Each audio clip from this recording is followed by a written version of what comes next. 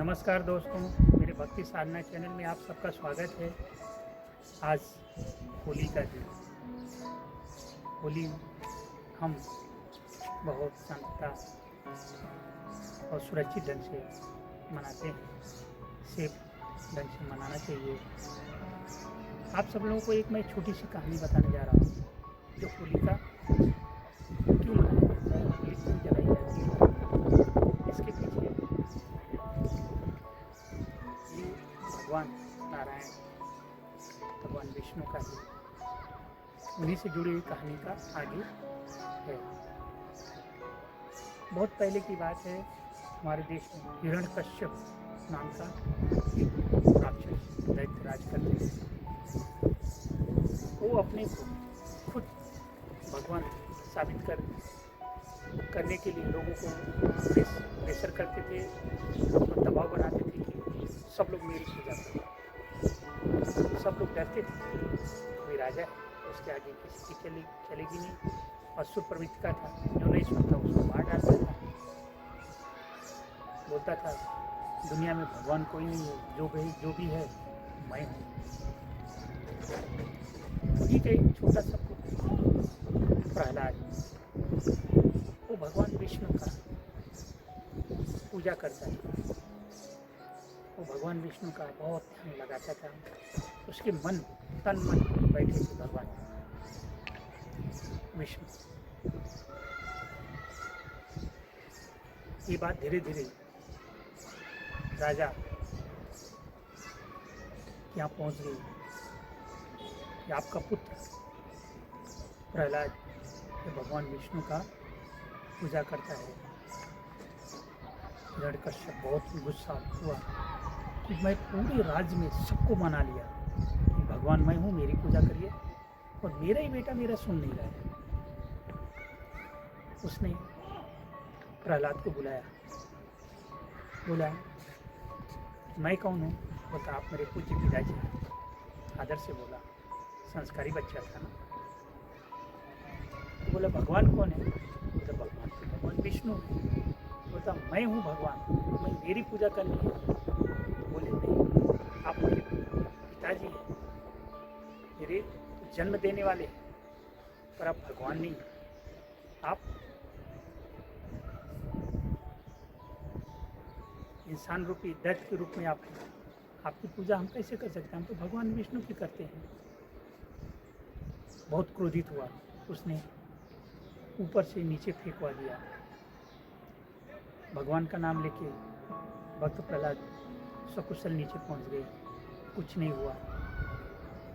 तरह तरह की यातनाएं देना चालू किया, डराना चालू किया, दूर कर दिया, अकेले कमरे में बंद कर दिया कि तुम मेरी ही पूजा करोगे, विष्णु की पूजा नहीं करोगे। विष्णु कोई नहीं है, वो कुछ नहीं कर सकता।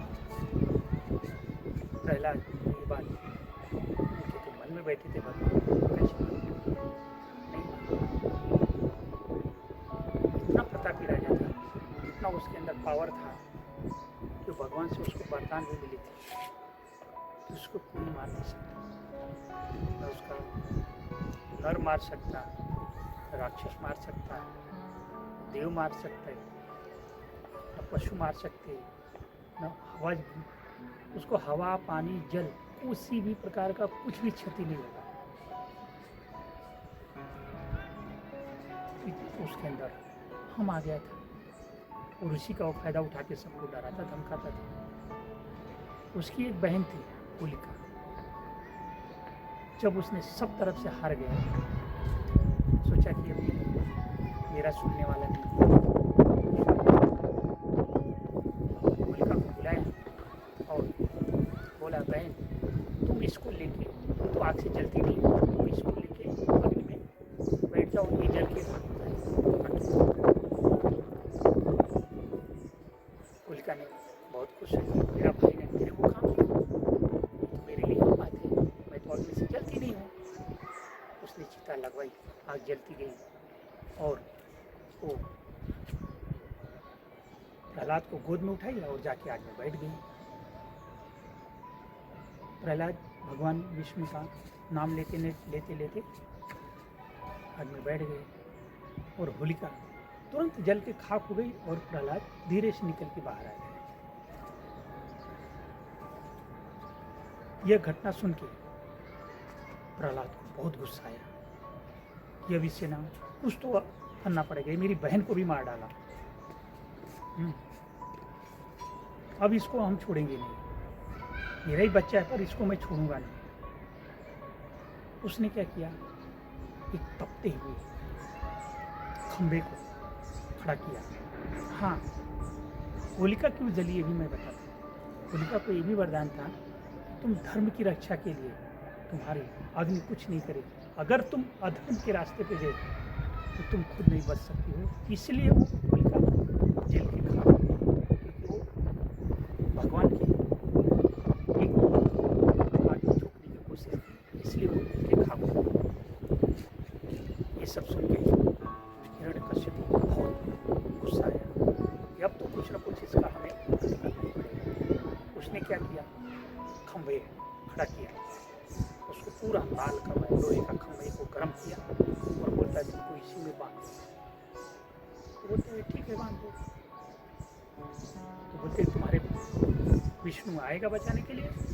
बोलते मेरे विष्णु तो तुम्हारे में भी है, इनमें भी है, सब में है, खड़े खंभे में भी है, हम में तुम में, खड़े खंभे सब में बैठे राम। तो भगवान विष्णु तो हर जगह है, मेरी रक्षा करेंगे। तो अच्छा, गरम खंभे को बोला पकड़ लो।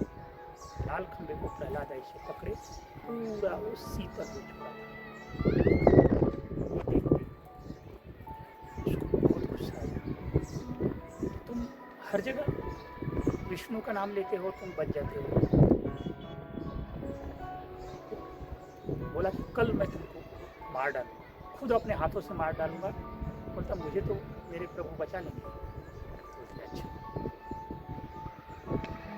सुबह की बात, समय था, सुबह था, रात था। सुबह उसको लिया और बोला कि अब मैं तुमको मारूंगा। उसने तलवार उठाया, मारने के लिए दौड़ा। इसी बीच भगवान विष्णु ने नरसिंह का अवतार लिया, न पशु न इंसान, आधा शरीर सिंह का और नीचे का इंसान का। तो इस भगवान का ये नरसिंह अवतार की कहानी से इसमें ये समझ में आता है, मिलता है। उसमें लिखा गया है भगवान ने उसको लिया और उसको भी था कि न जमीन पे मरे न आसमान में। भगवान ने क्या किया, हिरण्यकश्यप को लिया, अपनी जंघे पे रखा, न अस्त्र से मरे न शस्त्र से। भगवान ने अपने नाखून से उसको फाड़ डाला और इस तरह हिरण्यकश्यप का अंत हुआ। और तब से ये होलिका हम होली जलाते हैं। नेक्स्ट डे, दूसरे दिन हम होली खेलते हैं खुशियों में। एक इसके पीछे और रीजन है होली खेलने का, क्योंकि हमारा कृषि किसान प्रधान देश है।